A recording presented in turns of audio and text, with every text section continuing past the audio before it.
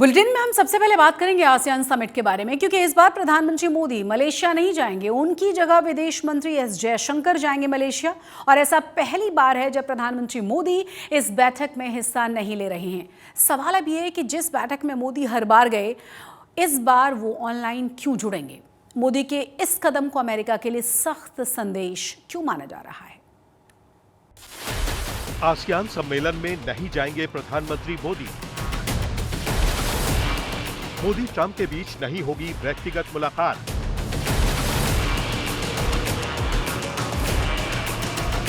ASEAN सम्मेलन को virtually संबोधित करेंगे पीएम। मलेशिया के कुआलालंपुर में 26 से 28 अक्टूबर को आसियान समिट। कांग्रेस ने कहा ट्रंप के सामने नहीं आना चाहते मोदी।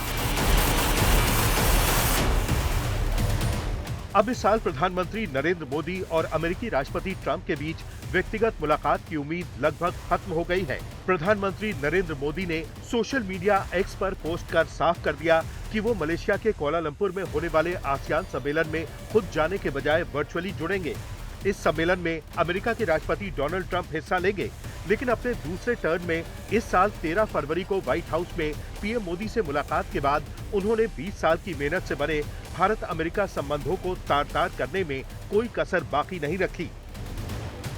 25% टैरिफ लगाया, फिर रूस से तेल खरीदने के बहाने 25% टैरिफ और दंड के तौर पर थोप दिया। बार बार ऑपरेशन सिंदूर रुकवाने के दावे किए, जबकि हर बार भारत ने उसे खारिज किया, और अब बार बार दावे कर रहे हैं कि भारत रूस से तेल खरीदना बंद कर रहा है, जबकि दिवाली पर हुई बातचीत के बाद उनके इस दावे को लेकर पीएम मोदी ने अपने पोस्ट में कोई जिक्र नहीं किया। ऊपर से आतंक के खिलाफ खड़े होने की नसीहत दे दी। India, as you know, has told me they are stop. You know, it's a process. You can't just stop it. But by the end of the year, they'll be down to almost nothing. That's a big thing. That was almost 40% of the oil. India, they've been great. Spoke to Prime Minister Modi yesterday. They've been absolutely great.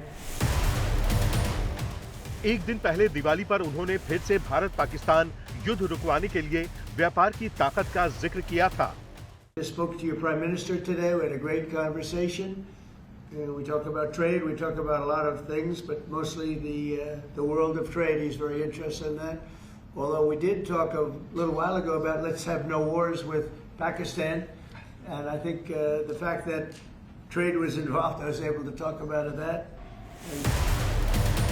ये बातें भारत को चुभती रही हैं। इस बीच PM Modi ने Malaysia के प्रधानमंत्री अनवर इब्राहिम से फोन पर बात की और बताया कि वो मलेशिया में होने वाले आसियान सम्मेलन से वर्चुअली जुड़ेंगे। 2023 में मोदी वियतनाम में और 2024 में लाओस में हुए आसियान सम्मेलन में व्यक्तिगत रूप से शामिल हुए थे। आसियान के 10 देशों के साथ पीएम मोदी ने लुक ईस्ट पॉलिसी के तहत मजबूत संबंध बनाए हैं। लिहाजा ये कहा जा रहा है कि ट्रंप को कड़ा संदेश देने के साथ ही वो आसियान को महत्व देते हुए वर्चुअली जुड़ रहे हैं। आज तक ब्यूरो। गुजरात के गांधीनगर में सचिवालय के पास विधायकों और मंत्रियों के नए फ्लैट्स तैयार किए गए हैं। सेक्टर 17 में तैयार किए गए ये 5 BHK फ्लैट्स तमाम लग्जरी सुविधाओं से लैस हैं। आज केंद्रीय गृह मंत्री अमित शाह ने विधायकों और मंत्रियों को मिलने वाले इन आलीशान फ्लैट्स का उद्घाटन किया। चलिए आपको दिखा देते हैं कि कैसे माननीयों को मिलने वाले हैं ये नए घर।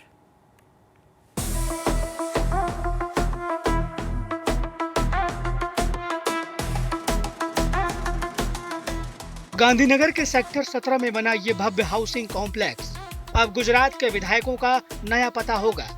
सरकार ने गुजराती नववर्ष के मौके पर विधायकों को ये बड़ा तोहफा दिया है।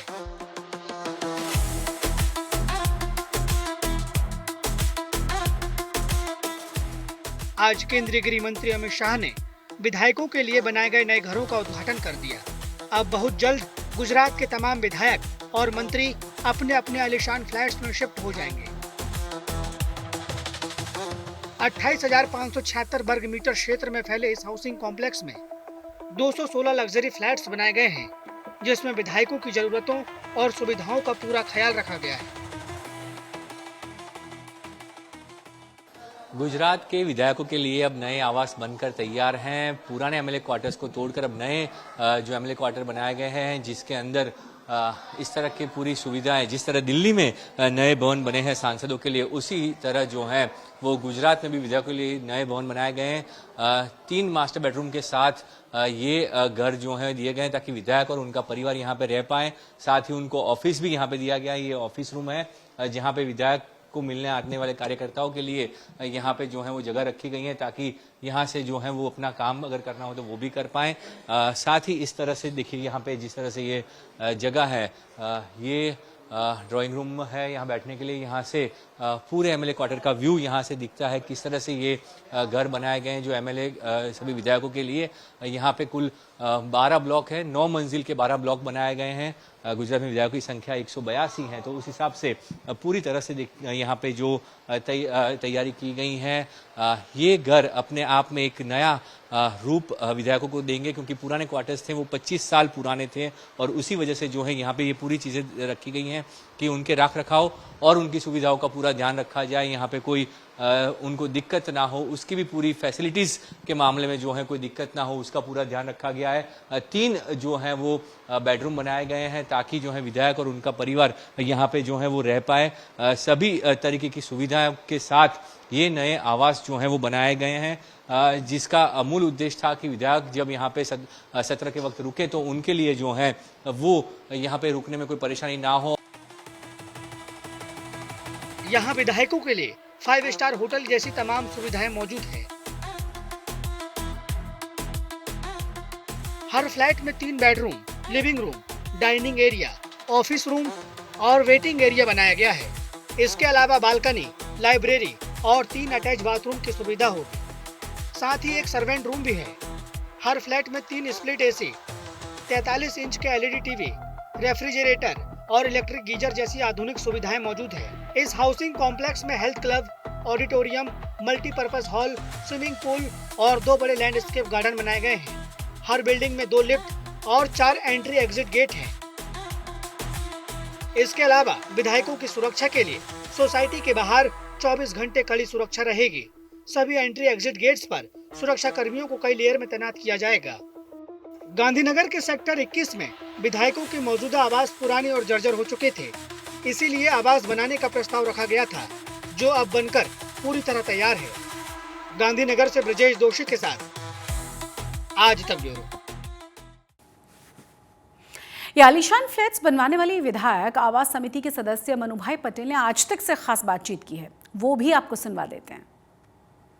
गुजरात के विधायकों को अब जो है नए आवास मिलने वाले हैं और आज केंद्रीय गृह मंत्री ने उसका लोकार्पण किया। हमारे साथ जो विधानसभा की सदस्य निवास कमेटी है, यानी कि जिस कमेटी ने इन आवासों का निर्माण करवाया, उनके सदस्य हैं, उनके साथ बात करते हैं।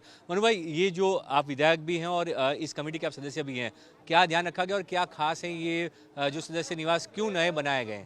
पहली तो बात बताऊं कि आज ये कैंपस में आप जो खड़े हैं, ये सदस्य निवास जो बने हैं, वो सदस्य निवास की बात ये है कि आज अमित भाई के द्वारा यहाँ गुजरात के यहाँ के सांसद है और गृह मंत्री और सहकारिता मंत्री ने वरद हस्ते आज यहाँ का ओपनिंग हुआ है और इसमें 216 फ्लैट बने हैं।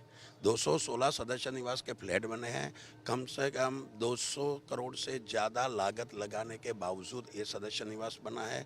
उसमें हर चीज़ का ख्याल रखा है। हर सदस्य यहाँ रहने आए, अपने परिवार के साथ रहने आए, तो उसके साथ उसको हर चीज़ की सुविधा मिले, उसका ध्यान रखा गया है। कमेटी के द्वारा और हमारे अधिकारियों के द्वारा हर चीज़ का यहाँ पे ध्यान रखा गया है। ये बनाने की ज़रूरत क्यों पड़ी? क्या पुराने जो एमएलए क्वार्टर्स थे उसमें कोई दिक्कत थी या वक्त हो गया था? किस वजह से जो है ये नए बनाए गए? क्योंकि विधायकों की भी काफ़ी समय से डिमांड थी। क्या डिमांड थी और उसके बाद ये फैसला किया गया? बात थी, एक तो सदस्य पुराना जो हमारा सदस्य निवास है अभी वो बहुत पुराना भी है और छोटा भी है, इसीलिए सदस्यों के हमारे पहले वाले सदस्य जितने भी इन लोगों के डिमांड के द्वारा उस टाइम की हमारे जो पार्टी के शीर्ष नेतृत्व है उसने ये निर्णय लिया है और उसमें 2022 में उसका टेंडर हुआ था और 2022 से आज 3 साल के अंदर पूरा सदस्य निवास बन गया है। कब तक ये सभी विधायकों को जो है आवंटित किए जाएंगे घर और कब तक ये पूरा तैयार हो जाएगा? सभी विधायकों को घर कब से मिलेंगे और कब यहाँ पे शिफ्ट हो पाएंगे? पूरा सदस्य निवास कंप्लीट है, कंप्लीट है। लेकिन दिवाली की वजह से अभी 3-4-5 दिन के बाद हमारे यहाँ कमेटी की मीटिंग बैठेगी, हमारे चेयरमैन साहब यहाँ रहेंगे, उसके साथ साथ अधिकारी रहेंगे और हमारे शंकर भाई चौधरी के नेतृत्व में उसकी जो भी फ्लैट्स हैं वो इसके आधार पे सब सदस्यों को दिया जाएगा। और सदस्य, मुझे लगता है हर सदस्य हमारे एमएलए है वो अगले वीक से या तो इसके पीछे वीक से मतलब 2025 में ही यहाँ पे इन आवासों में रहने को आ जाएंगे। हमसे बात करने के लिए तो ये थे जो सदस्य निवास समिति यानी कि एमएलए क्वार्टर्स की जो समिति है उस समिति के सदस्य हैं जिन्होंने इन आवासों को जो बनाया, किस तरह से ये तैयार हुए और अब ये नए विधायकों को आवंटित किए जाएंगे। जिस तरह से ये नए सदस्य निवास बने हैं दिल्ली में जिससे सांसदों के घर होते हैं, ठीक उसी तरह अब गुजरात के विधायकों को भी नए घर मिलने जा रहे हैं। गांधीनगर से कैमरामैन सजाम के साथ ब्रिजेश जोशी, आज तक। शुक्रवार को मेहसाणा का आसमान एक अद्भुत नजारे का गवाह बनने जा रहा है। दरअसल भारतीय वायुसेना की गौरवशाली सूर्य किरण एरोबेटिक टीम यहां एक शानदार एयर शो करने वाली है, जिसके लिए तैयारियां पूरी कर ली गई हैं। जानकारी के मुताबिक Surya Kiran team 9 hallmark 132 fighter jets के साथ अपना प्रदर्शन करने वाली है और आसमान में 9 विमान एक साथ तिरंगा लहराते हुए नजर आएंगे। वायुसेना के जांबाज पायलट 5 मीटर से भी कम दूरी पर उड़ान भरते हुए हैरान कर देने वाले करतब दिखाएंगे। इस शो में जेट्स 900 से 1000 किलोमीटर प्रति घंटे की रफ्तार से उड़ान भरने वाले हैं और दर्शकों को 30 से 35 मिनट तक रोमांचक एरोबेटिक्स देखने को मिलने वाला है। इस टीम का मुख्य उद्देश्य है देश के युवाओं को सशस्त्र बलों में शामिल होने के लिए प्रेरित करना। आपको बता दें कि एशिया की एकमात्र ऐसी एरोबेटिक टीम है ये जो 9 फाइटर जेट्स के साथ प्रदर्शन करती है। पूरी सूर्य किरण टीम की ओर से मैं आप सभी का धन्यवाद करना चाहती हूं कि आज का जो आपने सूर्य किरण टीम का प्रैक्टिस रिहर्सल देखा उसमें आपने अपना इतना जोश और सपोर्ट हमें दिखाया। कल सूर्य किरण टीम का फिनाले शो है मेहसाना एयरपोर्ट पे और कल का दिन बहुत ही ऐतिहासिक होने वाला है। कल आप देखेंगे किस प्रकार हमारे भारतीय वायुसेना के 9 विमान आसमान में, मेहसाना के आसमान में तिरंगे को लहराते नजर आएंगे। ये पहली बार मेहसाना में हो रहा है और इस दिन को आप बिल्कुल भी मिस मत कीजिएगा। ये एक बहुत ही यादगार दिन रहेगा। कल आपको दिखाई देंगे मेहसाना के आकाश में 9 फाइटर जेट्स जो कि हॉक मार्क 132 फाइटर विमान हैं और ये एक दूसरे से 5 मीटर से भी कम की दूरी पर उड़ान भरते आपको नजर आएंगे। दिवाली से पहले सूरत के उधना रेलवे स्टेशन से यूपी बिहार जाने वाले यात्रियों की जबरदस्त भीड़ थी। रेलवे स्टेशन के बाहर यात्रियों की करीब 2 किलोमीटर लंबी लाइन थी। अब इस रेलवे स्टेशन और उसके आसपास में सन्नाटा पसरा हुआ है। तमाम लोग त्योहार मनाने के लिए जा चुके हैं और अच्छी और बड़ी बात बता दें आपको कि जब यात्रियों की भारी भीड़ अव्यवस्था की वजह से परेशान थी तब रेलवे प्रशासन की ओर से कोई खास बंदोबस्त या इंतजाम नहीं नजर आए। अब यात्री जा चुके हैं, रेलवे स्टेशन खाली है, तो अब रेलवे स्टेशन के परिसर में बड़े बड़े टेंट्स लगा दिए गए हैं, मोबाइल टॉयलेट्स खड़े कर दिए गए हैं, पानी पीने के लिए टैंकर्स तक लगा दिए गए हैं। ऐसे में सवाल अब यही उठाया जा रहा है कि रेलवे प्रशासन की ओर से यात्रियों के लिए व्यवस्थाएं समय पर क्यों नहीं की गई थीं? दीपावली से पहले सूरत के उधना रेलवे स्टेशन पर भारी भीड़ यात्रियों की नजर आई थी, जो यात्री यूपी, बिहार, झारखंड जाने वाले थे। अब उधना रेलवे स्टेशन पर सन्नाटा पसरा हुआ है। तस्वीरों के जरिए हम आपको दिखाने की कोशिश करेंगे कि आज तक ने अपने कैमरे के जरिए ये जो रूट आपको बताया था, यहाँ पर 3 से 4 लेयर में यात्रियों की लाइनें लगी हुई थी, लंबी कतारें लगी थी। ये रेलवे का जो प्रांगण है वहां की तस्वीर, और यहाँ से लेकर आसपास का जो लिम्बायत इलाका है वहां तक लोगों की भीड़ लगी हुई थी। यात्रियों की तकलीफ को आज तक ने प्रमुखता के तौर पर दिखाया था और उसके बाद क्या हुआ कि रेलवे प्रशासन जागता है और जब रेलवे से यात्रा करने वाले यात्री यहां से यात्रा करके अपने राज्यों में, अपने घरों तक पहुंच जाते हैं और उसके बाद रेलवे को लगता है अब यहां पर व्यवस्था करने की जरूरत है। तो आप तस्वीरों के जरिए देख सकते हैं इस तरफ जहां पर लोग धूप में लाइन में लगे थे, इस मिट्टी में लाइन में लगे थे, पथरीले रास्ते में लाइन में लगे थे और अब वहां पर रेलवे द्वारा कह सकते हैं ये टेंट लगाया गया है और व्यवस्था की गई है, छाए की व्यवस्था की गई है कि ताकि अगर यहाँ से यात्री जाए तो उन्हें कोई तकलीफ न हो, जबकि यही व्यवस्था रेलवे प्रशासन को दीपावली से पहले करनी चाहिए थी, ताकि यहां से जब कोई यात्री गुजरे तो उन्हें कोई तकलीफ ना हो। यात्री तो अब यहां से जा चुके हैं, मंडप जो है पूरा खाली पड़ा हुआ है, कोई भी एक सिंगल यात्री भी यहाँ नजर नहीं आ रहा है। लेकिन रेलवे प्रशासन ने, यहाँ पर आप देखेंगे तो इस पूरे उधना प्रांगण में हर तरफ मंडप की व्यवस्था की गई है। जहां पर लोगों की लाइनें लगी थी, उस रूट पर आप दोनों तरफ देखेंगे व्यवस्था की गई है। असलम भाई साइकिल वाला, सूरत महानगर पालिका के पूर्व पार्षद, वो भी यहाँ पर पहुंचे हुए हैं। वो किस कारण से पहुंचे हुए, असलम भाई क्या देखने आए आप यहाँ पर, क्योंकि टेंट लग चुके हैं, यात्री तो जा चुके हैं? मुझे जब मीडिया के माध्यम से पता चला कि कल टेंट बांधे गए तो मुझे बहुत हास्यास्पद लगा, और ऐसा लगा कि गरीबों की फिर से भयंकर मजाक ये शासन ने की है।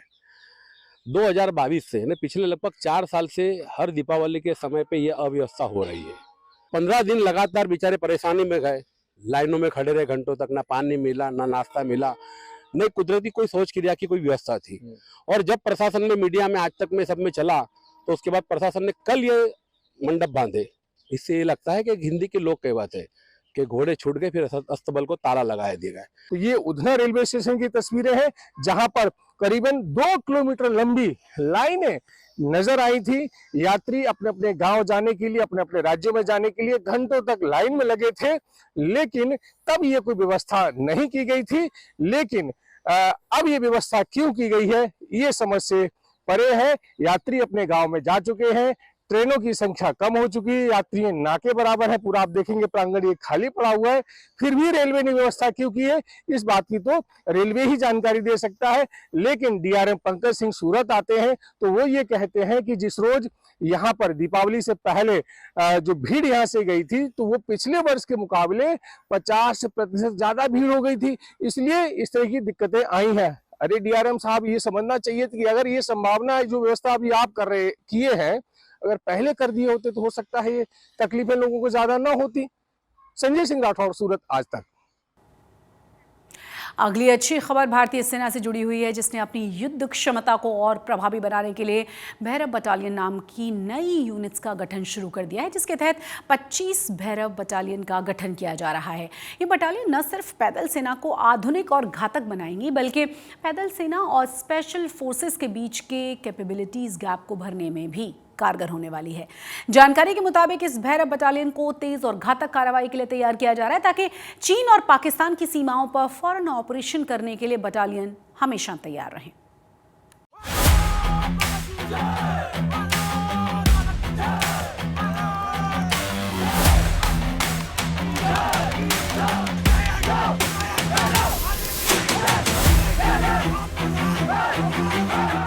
दुश्मन पर होगा प्रचंड प्रहार।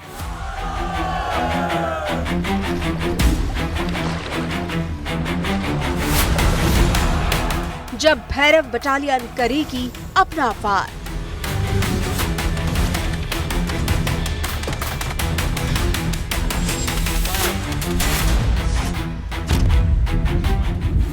इनकी ताकत और इनका रण कौशल दुश्मन को करेगा चारों खाने चित, क्योंकि ये बटालियन पैदल सेना को आधुनिक और घातक बनाने में अहम भूमिका निभाएगी। दरअसल जंग के बदलते तौर तरीकों और बॉर्डर पर बढ़ती चुनौतियों को देखते हुए भारतीय सेना लगातार अपनी ताकत बढ़ा रही है, जिसके तहत 25 नई भैरव बटालियन बनाई जा रही है। भारतीय सेना में director general infantry lieutenant general Ajay Kumar ने बताया कि भैरव बटालियन को तेज और घातक कार्रवाई के लिए तैयार किया जा रहा है, ताकि देश की सरहदों पर फौरन ऑपरेशन करने के लिए ये बटालियन हमेशा तैयार रहे।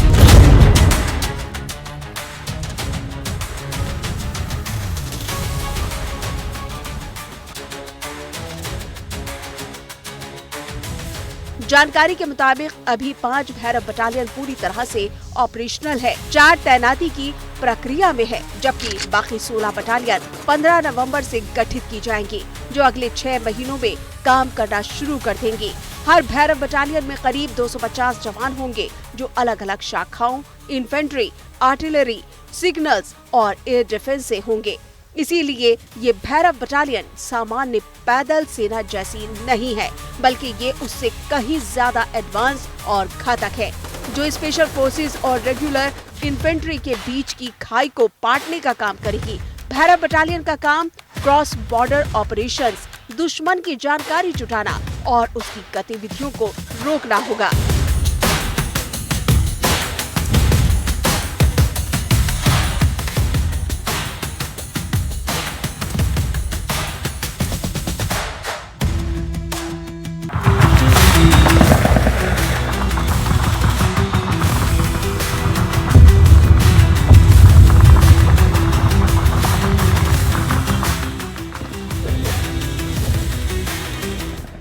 लेफ्टिनेंट जनरल अजय कुमार के मुताबिक अब तक सेना में ड्रोन ऑपरेशंस के लिए 382 खास ASHNI प्लाटून भी बनाई गई है, जिसके पास कई तरह के खास ड्रोन हैं। इनके जरिए निगरानी करना, जानकारी जुटाना, दुश्मन पर नजर रखना और हमले जैसे काम किए जा सकते हैं। यानी ये अश्नी प्लाटून सेना के लिए आंख का काम कर रही है, क्योंकि पहले सैनिक दूरबीन से निगरानी करते थे, मगर अब ड्रोन के जरिए बिल्कुल सटीक जानकारी बिना जोखिम उठाए मिल जाती है, जिसके चलते जंग के दौरान नुकसान कम होगा और सफलता ज्यादा मिलेगी।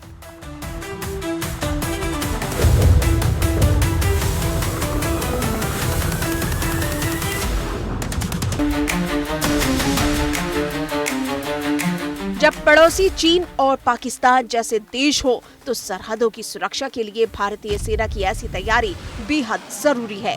कुल मिलाकर भैरव बटालियन और अश्नी प्लाटून देश की सुरक्षा की एक नई ढाल है, यानी मॉडर्न वॉरफेयर के लिए सदैव तत्पर और तैनात।